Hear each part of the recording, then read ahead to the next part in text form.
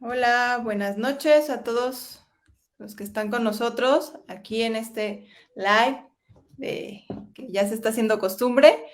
Bienvenidos, aquí estoy yo, Aimé, integrante de UMA, y ahorita llega Eric en un momento, y hoy tenemos a un invitado muy especial para nosotros que aceptó estar el día de hoy con nosotros. Él es José Eliezer Esponda Cáceres y él es presidente del colectivo Red Abierta AC, es coordinador de la Red por la Inclusión de la Diversidad Sexual en Chiapas, integrante de la Comisión de Ética de Coalición Mexicana LGBTI. Bienvenido, Eliezer, qué bueno que estás hoy con nosotros. Gracias, Jaime, gracias por la invitación y porque es importante seguir difundiendo también, bueno, en este caso de nosotros como activistas tenemos una jornada. Gracias por la invitación. Permíteme que Y porque tengo es que bloquear el importante sonido de seguir mi difundiendo máquina. también, Ay, bueno, en este... ahí estoy. Ahí estás. Ok. Eh, yo soy activista y parte de la incidencia es seguir pasando el mensaje y seguir insistiendo en que avancemos en la comprensión y en la libertad de respetar las decisiones que toman las personas en cuanto a su cuestión de con quién quieren relacionarse, cómo quieren desarrollar su vida, de qué manera quieren expresarse delante de los demás, ¿no? Y refiriéndome sobre todo a la parte de los que no somos heterosexuales. Eh, Sí, ¿Sigo? de hecho, desde ahí, Ok. ahí ya te corté. De ahí nuestra interés como en abrir este espacio, nuestro centro, como decirlo explícitamente y hacerlo live, dedicarlo a esto, a la diversidad y la inclusión. Entonces, por eso nos gustaría que nos platicaras un poco más, Eliezer. Sí, la parte de las emociones y las decisiones, porque estamos hablando de que la sexualidad es una cuestión íntima de las personas, no es la parte pública. Y que si bien nosotros los activistas lo personal lo hacemos político, pero es porque es una postura política, ¿no? Tanto que en el LGBT existen conceptos que son políticos, no tienen un sustento académico, no, sino es una cuestión de construcción social, para tener identidad, para ser nombrados, para mostrar que existe un amplio panorama de personas que se viven de diferentes formas y no es exclusivo lo binario de la relación de ser hombre-mujer o los roles muy específicos de ser hombre o mujer. En ese sentido, pues hacemos Exacto. incidencia política, pero también la parte en la incidencia también se busca tener un poco de contención emocional porque existe también como un desgaste en esto. Y de esta manera hemos ido conociendo a activistas que desde la parte psicológica y emocional también están haciendo acciones para que exista mayor comprensión y haya lugares de atención.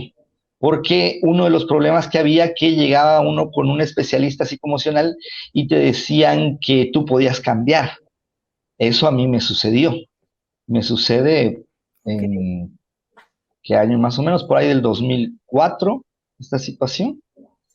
Y veía que era un común, ¿no? Y en la ciudad, por ejemplo, era una o dos personas eh, que eran psicólogos, sexólogos, que sí tenían un planteamiento como más abierto, aunque también era porque existía un interés común con profesionista de entender más el campo sin prejuicios y atender desde un enfoque humano y respetar a las personas tal cual y se están construyendo naturalmente. Uh-huh. Eh, y pues nos topamos con que todos los activistas veníamos bien tronados emocionalmente, ese es el contexto. Lo común era sentirnos solos, eso era lo único común que teníamos en los 90, en los 2000, no existía estadística, no existía más, y pues se trataba de vencer el estigma de discriminación y la vergüenza también de nombrarse, ¿no? De nombrarse no solo en los espacios públicos, porque había este cuestionamiento de tu núcleo familiar, de tu entorno de trabajo, los amigos de la familia, ¿no? De que, oye, no te da pena estarte nombrando así, y ni siquiera lo podían pronunciar, ¿no? Porque una de las primeras cosas que hace es identificarse, ¿no? Yo soy un hombre homosexual chiapaneco, porque ese tipo de declaraciones no existían hace 20 años, hace 15 años. Y entonces se tenían que nombrar No, para para que empezáramos como a quitar estas barreras, ¿no? sí. Entonces, ahí, por ejemplo, conocimos desde 2007, se trae el primer taller con Armando Díaz, que es un psicólogo de Guadalajara, que es especializado y armó con estas técnicas de Gestalt un taller que era muy cuidado, que duraba 4 días. Esto eran proyectos del Cencida, porque era muy caro hacerlo. Mm, Y era para prevenir el VIH, sobre todo en hombres que tenían sexo con otros hombres, ujú. porque era el grupo focal. Y dentro de ese término epidemiológico entran los hombres homosexuales, heterosexuales que no se asumen homosexuales, mujeres trans, incluso entran en ese término epidemiológico. Yo no sé si sea correcto o no, no lo quiero cuestionar ahorita, pero es como para entender cómo se plantea. Y por eso había este recurso. ¿Por qué? Porque no había adherencia al tratamiento, había problemas también emocionales muy fuertes para las personas que empezaban a vivir con el VIH, o también nosotros los activistas que necesitábamos contención, que nos estábamos exponiendo en estas declaraciones que eran necesarias hacer. Y sí nos ayudó mucho estas dinámicas porque ahí encontrábamos y resolvíamos cuestiones pendientes con nuestra mamá, aunque no estuviera presente, Claro. o si había la oportunidad, sí te acompañaba tu mamá, ¿no? Y de repente había confesiones muy íntimas que tú no habías podido, y esto te ayudaba a hacer este proceso, este, Y de, este ¿sí? taller, ay, perdón que te interrumpí, Eliezer. ¿Este taller se sigue dando? ¿Es algo que se sigue dando? Eh, Es que fíjate que como era, teníamos que rentar un espacio completo que cupieran 40 personas, no saturar las habitaciones para que estuvieran en ciertas condiciones, se pudiera trabajar. eh, entonces resultaba muy caro. Estábamos hablando que eso eran proyectos caros, que el Sencilla de alguna manera, en algún momento que había eh, convocatorias como más sustanciosas, se lo podía lograr. Se hizo aquí en Chiapas 8 ocasiones. Incluso tiene una segunda etapa este taller. Existe una publicación, de hecho, de Armando Díaz, refiriéndose a esto, porque incluso él termina haciendo en todo esto, porque lo hizo en muchas partes del país, muy cuidado siempre, muy profesional. Nictela Asmí acompañaba mucho en este proceso, que es una mujer intersexual de Jalapa, que está también en el activismo, pero desde esta parte de la parte más institucional, pero buscando que los procesos personales tengan espacios, porque es todavía una lucha constante, ¿no? Por ejemplo, el privilegio de tener cierta economía tal vez me pueda llevar a una institución a que yo lleve a consulta cada determinado tiempo y pueda pagarla. Pero si Ujú. no tengo una economía determinada, el acceso sería más complicado.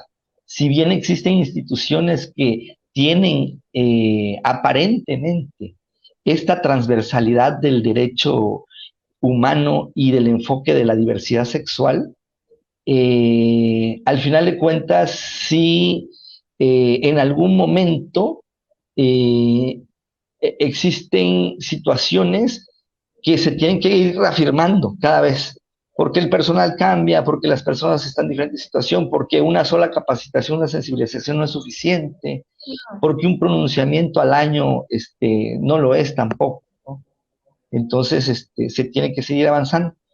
Y si vemos mensajes tan negativos como que cuando se hace una petición al Congreso del Estado de que reforme o que nos nombre simplemente en sus leyes y nos ignora, el mensaje público es muy negativo porque avala, es la institución que es una de las más importantes, muchos comportamientos que nos reprueban, que nos descalifican, y muchas personas lo que hacen es mirar a otro lado, cuando existimos en todas las familias, no solo, o sea, en muchas familias hay personas de la diversidad sexual. Claro.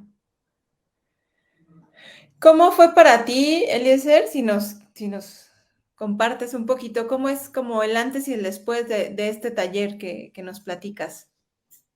¿Cómo a ti de manera personal, cómo te sirvió, cómo te ayudó?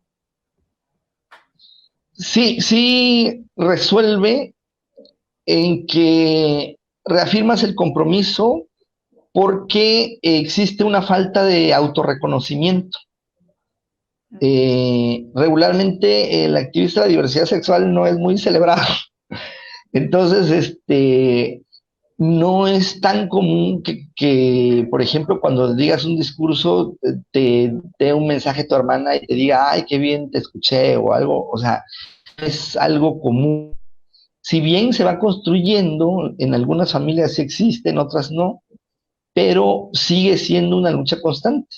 O sea, muchos de los activistas todavía luchamos contra la homofobia que existe dentro de nuestras familias, en nuestros espacios de trabajo. De repente existen comentarios que no son adecuados y que una persona heterosexual no pasa por esto. O sea, es algo que por estigma existe nada más, porque a razón del juicio de lo común, existe una negación de lo que te parece extraño, o burla o reprobar, ¿no? Algo, el señalar, el estigmatizar, y en Chiapas se nos da muy bien, ¿no? Ponemos apodo bien fácil, y de repente parece que está socialmente bien aceptado cuando estas conductas llevan a acotaciones negativas en las frases, en las posturas. Y si nos ponemos a pensar, a lo mejor fue la última frase que escuchó una persona que fue asesinada por crimen de odio. O sea, esa frase pudo usarse para descalificarme en un servicio o para matar a alguien. Entonces tenemos que entender que tenemos que avanzar y señalar donde exista estas cuestiones que son graves, ¿no? Sí, ahorita me venía como a la mente como o sea, las nuevas generaciones, ¿cómo podríamos, que nos platicaras un poquito, Eliezer, cómo podríamos ir fomentando como ese respeto a esta diversidad en los niños, en los adolescentes? ¿Cómo podríamos irlo haciendo? Pues bueno, ustedes como profesionistas quiero pensar, porque no estoy en el campo de ustedes, Sí, que pero existen reflexiones personales eh, que nos enriquece en el trabajo y en la visión de la aportación de lo que estamos haciendo. Y si ponemos a pensar que cada decisión debe ser respetada y que a veces, aunque no entendamos, tenemos que ser empáticos porque a lo mejor es muy profundo la vivencia y simple y sencillamente eh, los LGBTTI no sabemos ni qué somos. O sea, una mujer trans no nace identificándose siendo mujer trans o que sepa que existe el concepto. También se está imponiendo.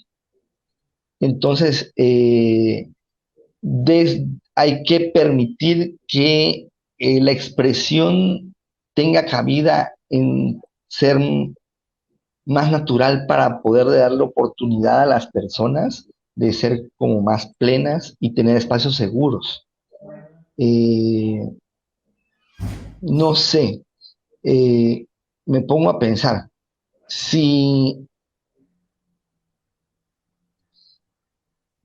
eh, yo, por ejemplo, uno de los planteamientos, la ética es muy importante en todas las profesiones. Claro. Y una de las cuestiones que he visto, por ejemplo, también lo voy a mencionar aquí, ya cada vez es menos común, pero en un momento era muy común. El, la persona que ibas a consulta en la atención psicoemocional tenía, de repente, hablo en los 90 o 2000, terminaba teniendo relaciones sexuales con sus pacientes. Ahorita Ujú. ya cada vez con esta generación ha sido más profesional porque la búsqueda tal vez es más cómoda, hay más material, antes era más difícil el material conseguirlo. Hablo del material académico. Sí, sí, sí. Ahorita hay más acceso, hay estudios locales, regionales, que nos permiten orientarnos más en este enfoque de poder guiar o tener una consejería a un adolescente, a una mamá, a un papá, eh, que puede estar en negación a la identidad o a las decisiones que esté tomando sus hijos.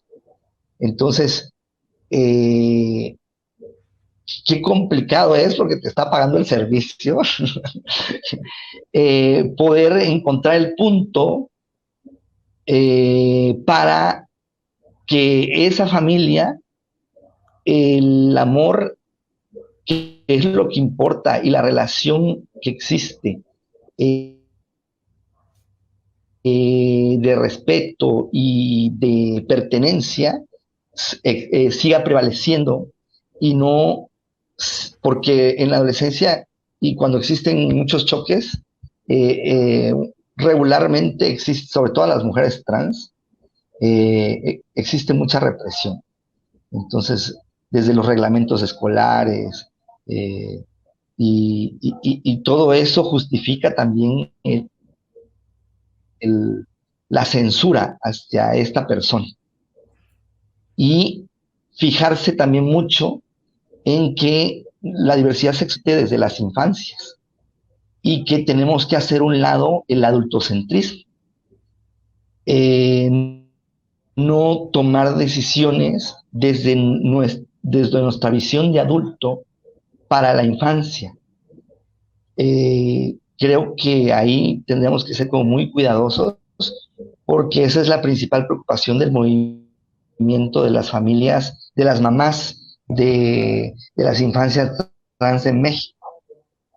Es una de las cosas que señala mucho, eh, que encuentran sobre, tanto en la atención como en la cuestión de las instituciones, el adultocentrismo y el querer imponer en que un niño no puede decidir de su sexualidad en tal edad porque no es natural. O sea, el imponer como esta visión, y no estar como entendiendo que cada caso es tan particular que habríamos que dejar que se exprese para poder realmente tener una adecuada atención.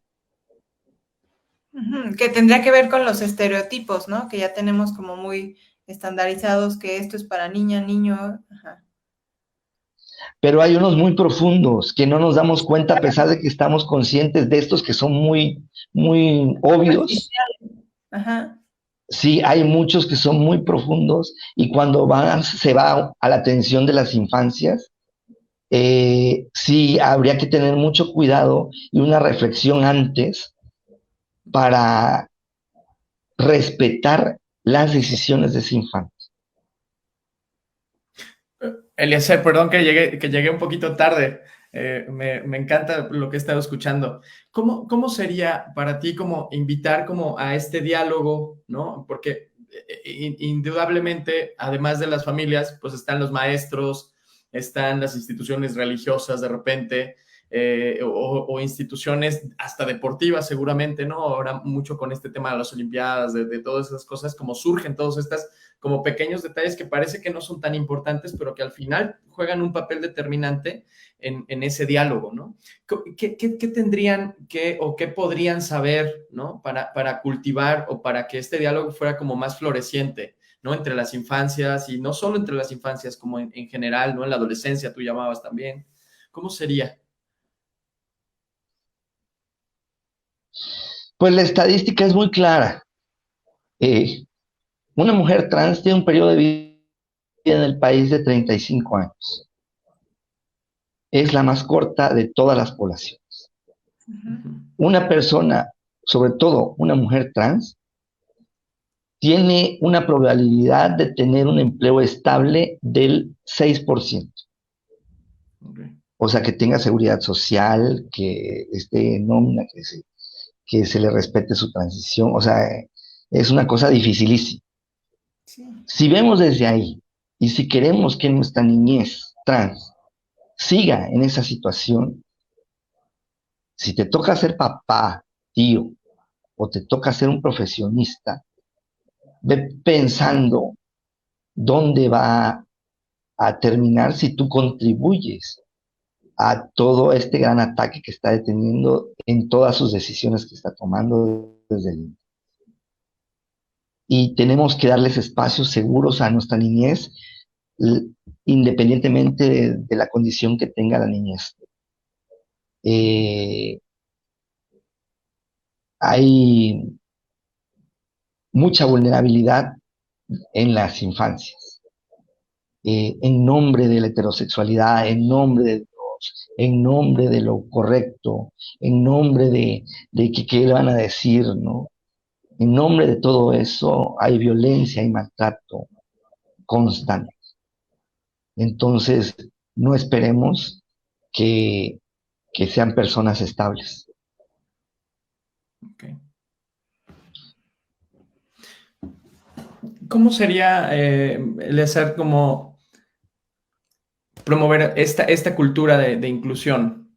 O sea, ¿qué tendríamos que, o sea, cuáles serían como nuestras áreas de oportunidad en términos sociales, culturales? ¿Cuáles serían las áreas de La oportunidad? estrategia más acertada es el cara a cara, Uh-huh. realmente. Estas pláticas como la que estamos teniendo nos ayudan como a entender y a confrontar porque no existen espacios, o sí existen, cada vez son más, pero no son suficientes para el gran problema que existe. Uh-huh. Y lo menciono así porque no existimos en las leyes, en la ley local no existimos, todavía al día de hoy, no existimos. Hoy fuimos a un foro en la mañana y hablábamos con la sexta legislación que hemos hablado. Y era de que otra vez venimos a insistir. Yo no quería venir, pero tuve que salir de mi trabajo. ¿Por qué? Porque creo que es importante. Y ya éramos activistas de 50 y tantos años hasta de 20, ¿no? Y que entonces sí ha habido avance desde la construcción social, desde la búsqueda profesional también, desde la academia, ¿por qué no? Ha habido avance, pero en otros espacios todavía somos invisibles, somos clandestinos, y entonces todavía, por ejemplo, no sé si ustedes en su profesión, qué tan común sea encontrar una persona intersexual, o sea, que biológicamente tenga esta ambigüedad, ¿no? Físicamente, en su identidad genética, de genital, perdón, de sus genitales. Entonces, como existe un montón de estados intersexuales y existen muchas variaciones, existen también las cirugías de intervención en la infancia donde no se toma en cuenta qué decisión va a tomar en la adolescencia o siendo adulta esta persona.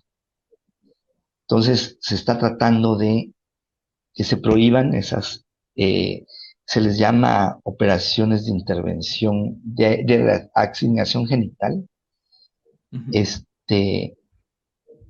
porque no sabemos, por ejemplo, si tú decides que va a ser niño y cuando esté en la adolescencia le empieza a brotar pechos y empieza a tomar otras decisiones que no es la que le intervinieron. Imagínate, la carga emocional también que va a existir o que podría existir, que en su proceso descubra que en su infancia lo interviene. Sí está bien y es correcto, obviamente, cuando son cuestiones de funcionalidad, porque a veces vienen obstrucciones en las vías urinarias o cosas así, ¿no?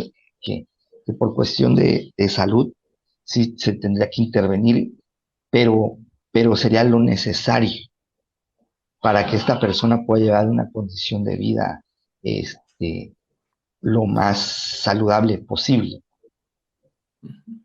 Es decir, un poco Entonces, lo que nos está. Ajá.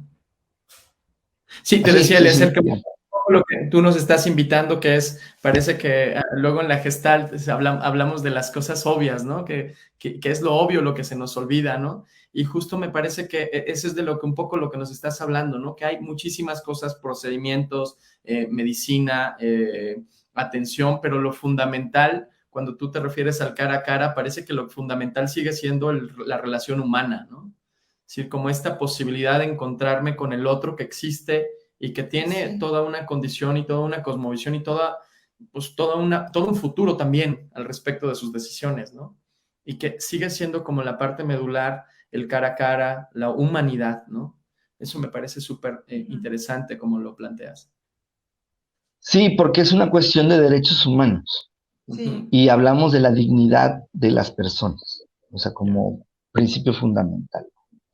Y en las resoluciones jurídicas y en los tratados internacionales, el, la consigna es reparar el daño histórico hecho a la población. Entonces, viéndolo desde ahí, todas las personas que ejercemos un servicio, no solo desde la función pública, sino también desde lo particular, porque es un derecho constitucional el derecho humano. Ujú. Y tenemos que poner de nuestra parte para que este andamiaje, desde la trinchera que estemos, se logre.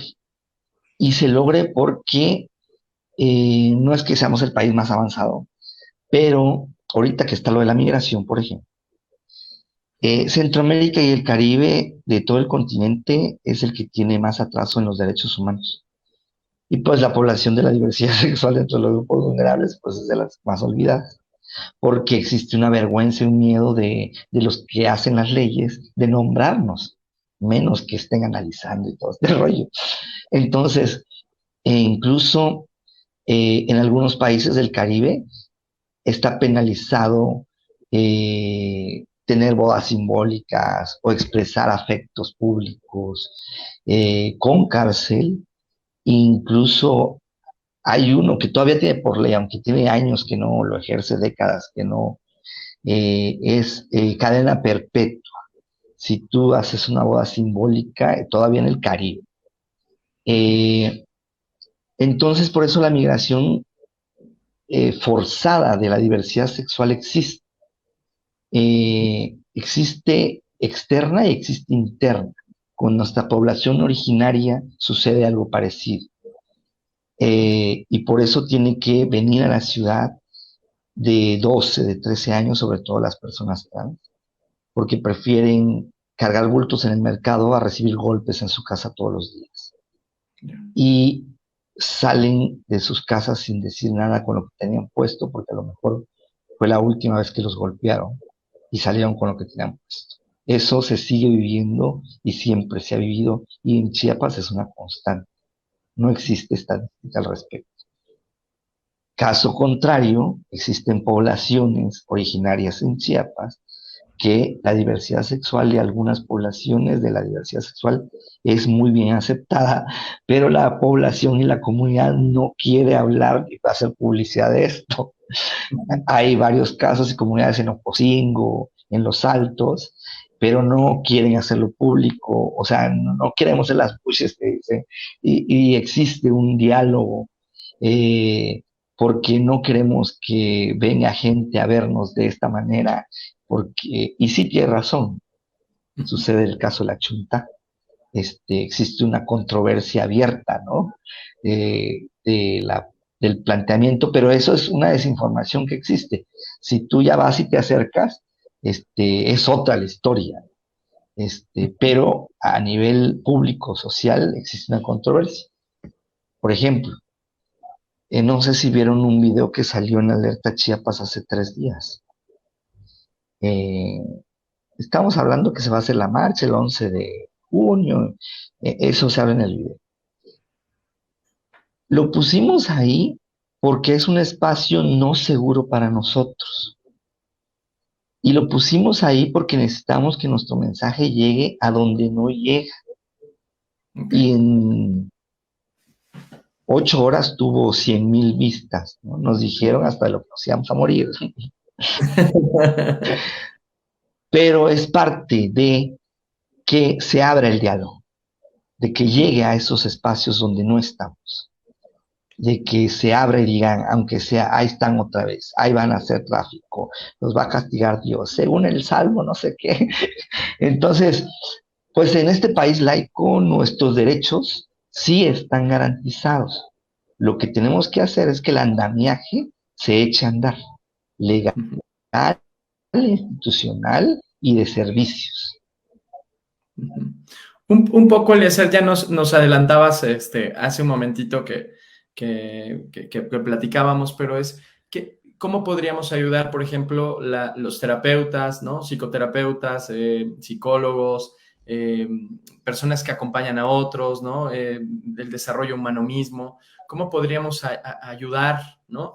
Como a esta, ¿cómo decirlo? Como a este andamiaje, como tú lo llamas, ¿no? O sea, ¿cómo podríamos nosotros? Sí, yo pienso que en todas las profesiones debe existir una responsabilidad social y que tal vez el ir a donde está la adolescencia, que es una edad donde existe mucho cuestionamiento sobre cómo te estás construyendo y las decisiones que estás tomando, podría ser muy bueno que hubiera como un programa que donaran 2 horas al mes de llegar a esos espacios donde están las personas que no pueden pagar esa consulta. Y que a lo mejor es no solo trabajar sino trabajar con los papás y a lo mejor una charla, porque no podemos hacer mucho, pero si de repente yo me topo con el grupo de ustedes en la prepa y me hablan a mí y le hablan a mi hijo y prendo la tele y está un activista diciendo el discurso y cambio de canal otro día y veo que la novela ya tiene una pareja del mismo sexo, estamos hablando de que existen muchas formas de sensibilizar. Si bien existe mucho cuestionamiento de algunos procesos, yo no estoy diciendo que todo esté bien. Por ejemplo, hay mucho abuso también de las marcas y hay mucha comercialización de lo del gay pride cuando es una cuestión de derechos. Y estas marcas y estos centros comerciales de esparcimiento y que el alcoholismo es una cuestión aguda en la población de la disidencia sexual, se vayan apropiando también de estos espacios. Nosotros como ciudadanos que queremos hacer incidencia tenemos que ir cuidándonos. Entonces, por eso es importante que nazcan otras propuestas, como el poder, por ejemplo, no sé, certificar a los profesionistas que tienen este enfoque de atención, ¿no? Porque al día de hoy seguimos escuchando que algunos profesionistas no están actualizados, hablo de psicólogos, sexólogos, no están actualizados, no están leyendo las diferentes propuestas y exploración, porque recordemos que este análisis es muy nuevo y es obvio que va a haber mucho contenido y va a haber nuevos planteamientos y cuestionamientos constantes. Y tenemos que estar en esta dinámica de poder entender para poder dar o sea, como profesional, desde mis herramientas y desde mi intención,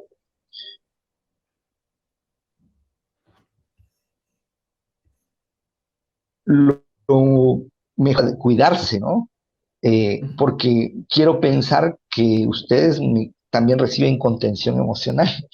Sí, claro. Quiero pensar, no sé, ya me A dirán. mí, escucharte, me abre muchísimo, o sea, esta estadística que dices me sensibiliza mucho y es algo que la verdad es que no tenía en mente, ¿no? Como esta de las mujeres transexuales me impacta y pues me sensibiliza a estar desde otro lugar también, aunque parecía que yo estoy tan abierta a esta parte de la diversidad, pero sí me impacta y pues me agrada que lo hayas puesto aquí para que llegue el mensaje a más personas. Sí, y yo creo que tu invitación es muy clara, el de ser como, no es solo el informarnos, sino es también qué estamos haciendo como sociedad, ¿no? Es decir, con un tema que está ahí, ¿no? Que algunos, como tú lo dices, la parte, pues el capital ahí está, ¿no? Es decir, como hay gente que puede usar esa información para un beneficio, pero también estamos las personas que pensamos en la parte humana y que podemos ayudar a que ese andamiaje sea mucho más suave, ¿no? Un poco me venía como a la mente hace un momento que tú decías como las comunidades indígenas ya se hacen cargo de alguna manera, pero no quieren que el foco esté ahí. De repente me venía a mí a la mente como claro, tienen muy definido que eso es una cosa humana y que no es una cuestión de unos y otros, ¿no? Eso me llamó mucho la atención desde cómo lo manejas tú. Pues Sí, y al final de cuentas son sus hijas, sus hijos, tenían que llevar sus propias reflexiones, ¿no? Me gustaría que hubiera una homogeneidad, pero no, Chiapas es bien diverso. Entonces, por ejemplo, Comitán es una zona bien extremista. Por ejemplo, Comitán, o bien hay gente que han amarrado y puestole gasolina, y al otro día baja el presidente municipal con la bandera y lanza su discurso, y aquí en Tuxtla eso no lo vemos. Entonces, es de repente muy eh, claro cuando existe odio. Por ejemplo, cuando las iglesias cristianas, sobre todo este grupo de Comisión y de Jesucristo Esperanza Segura, no sé si se acuerdan de aquel político Rafael Guirao, el alcalde de Chilón. Era muy folclórico el asunto, él pertenecía a esta congregación y mandan a poner, cuando se hace la primera iniciativa, es en diciembre de 2013, un ciudadano le presenta una iniciativa no le hacen caso, nada más lo presenta una primera iniciativa de matrimonio igualitario, y en febrero, como hubo artículo, o sea, hubo prensa pues que difundió que ya se presentó la primera iniciativa, ¿no? Eh, Hubo una campaña donde decía, no vamos a permitir que las legislaciones que van en contra de las leyes de Dios se den. Y era matrimonio gay, ponían ellos, legalización de la marihuana y el aborto. Y ponían en grande, su campaña se llamaba La paga del pecado es la muerte. Entonces, imagínate que estos líderes religiosos están mandando, y aparte ellos se manejan como la congregación evangélica creo que hispanoparlante más grande del mundo. Se manejan, no lo son mentirosos. Este, pero desde ese enfoque tratan de visitar a los diputados,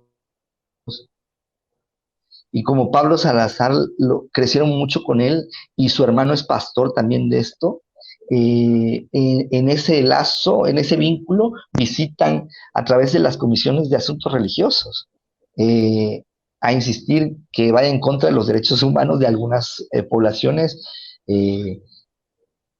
A lo que voy es esto, esos mensajes que emiten, hemos identificado que existen crímenes de odio terribles después de haber emitido esos mensajes. Sobre todo a los más vulnerables, ¿quiénes son? Mujeres trans migrantes, 3 veces vulnerable, pobre, 4. Que Mazatán, que porque pasaba en el platanar la chica y lo veían 2 chicos de lejos, les caía mal, la agarraron y le destrozaron el cráneo, o sea, para quitarle su identidad. Ricardo Serna, un chico de 18 años de Tapachula, fue amarrado con sus agujetas, con su cinturón, abusado y estrangulado por 2 chicos que por solo identificarlo gay caminando en las vías del tren, lo sedujeron y lo llevaron a ese lugar para hacerlo eso. Es la declaración que los mismos asesinos dijeron. Y esto sucede indirectamente como efecto de cuando avala un titular, una autoridad, un líder, públicamente, que esto está bien, o sea, reprobarnos, eliminarnos, quitarnos. Por eso es muy importante la cuestión emocional, porque la homofobia, lesbofobia, transfobia empieza desde el primer núcleo, que es la familia.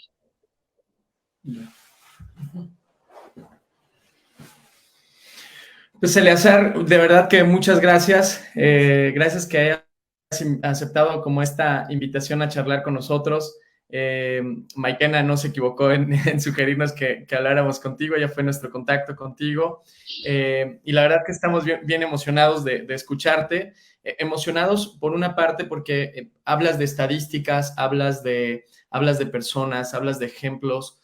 Hablas de toda una visión, me parece que bastante amplia y bastante clara, ¿no? Lejos de una visión solo personal, ¿no? Y justo era una de nuestras intenciones con Aimee aquí en el centro de UMA, como decir, bueno, podremos nosotros hablar de diversidad sexual y de inclusión, pero seguía siendo como una visión muy parcial, porque sería como solo una opinión, como solo una buena intención, y acompañar este diálogo de datos tan interesantes como los que tú nos compartes, creo que hace que nos unamos un poquito, muy poquito quizás, pero que sí nos unamos a este andamiaje del que tú hablas, y pues eso nos deja muy contentos, muy satisfechos y con mucha gratitud hacia ti y tu generosidad para hablar del tema. Gracias a ustedes. Sí, me da mucho gusto que hayan dado la oportunidad de expresarnos porque sí es importante seguir como insistiendo y pues la profesión de ustedes es muy importante en poder resistir también en esto, ¿no? Y llegar lo menos lastimados posibles a tener vidas más plenas. Sí. Eleazar, ¿hay alguna página de... Nosotros estamos, porque ahorita cuando te escuchaba que hablabas, sentía como que pensabas que estamos en Chiapas nosotros, pero nosotros estamos en Morelia, en Michoacán. ¿Sí nos escuchó? ¿En dónde? En Michoacán, en Morelia, Michoacán. Ah, ok, mira, hola. Sí. Pero Tengo compañeros justo... activistas porque soy parte de la coalición mexicana LGBTTI. Ya. Ajá.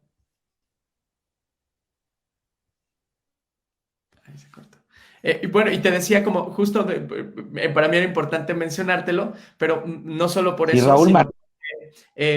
como si tienen, hay alguna página, hay algún lugar donde se pueda contactar gente que esté interesada más en el tema con ustedes, estén en Facebook, en Instagram o tienen algunos otros vínculos que nos pudieras compartir. Sí, estamos en la página de Red Inclusión Diversidad Sexual Chiapas. Ahí nos pueden escribir cualquier contacto. Nosotros desde Chiapas estamos en una red. Chiapas es muy diverso. Tiene 8 regiones que no nos parecemos. Marchamos 10 veces el año pasado del orgullo, o sea, en 10 municipios distintos. Ninguna marcha se parece. En la costa de Chiapas no existe mucho el discurso político, pero participa mucho todas las familias. San Cristóbal, por ejemplo, en la marcha se visten de negro, porque es una marcha más de izquierda, con un enfoque zapatista. En Tuxtla Gutiérrez, es como la marcha de Chiapas, participan más como carros alegóricos, pero sí existe el discurso, el pronunciamiento. Y es muy diverso.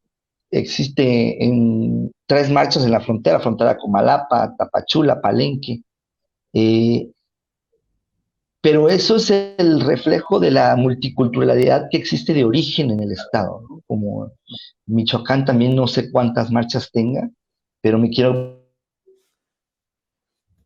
imaginar que no solo Morelia marcha, uno que otro municipio más mínimo de marcha, eh, porque el contexto se da, ¿no? Que existen diferentes expresiones y existen diferentes variaciones en las costumbres, por región también.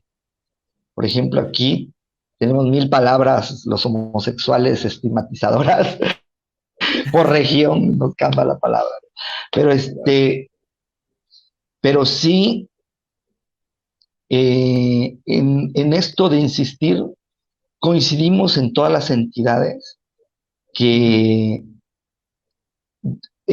desde lo particular tenemos que lograr lo general. No nos queda de otra, y más con el desgaste ético que existe desde la función pública, que no nos permite que los derechos fundamentales sobre todo los grupos minoritarios avancen. Y buscamos también que sea integral, ¿no? Porque hay que combatir la corrupción, porque hay que cuidar el agua, porque hay que cuidar el medio ambiente. Hay que ser empáticos con los otros movimientos sociales también. Exacto.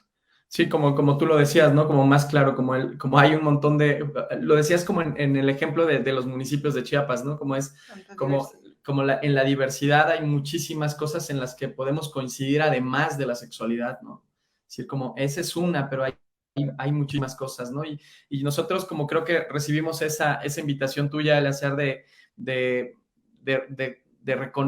no sé, como reconstituir la relación humana, ¿no? O sea, como solidizarla, ¿no? Como hacerla más evidente, ¿no? Entonces, pues no sé, Aimee, si tienes algo que decir, pero nosotros te decimos, Eliezer, muchísimas gracias, que nos hayas compartido lo que sabes, lo que haces, lo que trabajas por esta comunidad, por esta diversidad, y pues ojalá que no sea el único encuentro que tengamos, y ojalá que podamos seguir como continuando con este diálogo, Eliezer. Sí, me dio mucho gusto y ya voy a estar pendiente de otras transmisiones que tenga. Seguro. Muchas gracias. Muchas gracias, Eliezer. Te mandamos un abrazo desde por acá, Michoacán. Gracias, igual.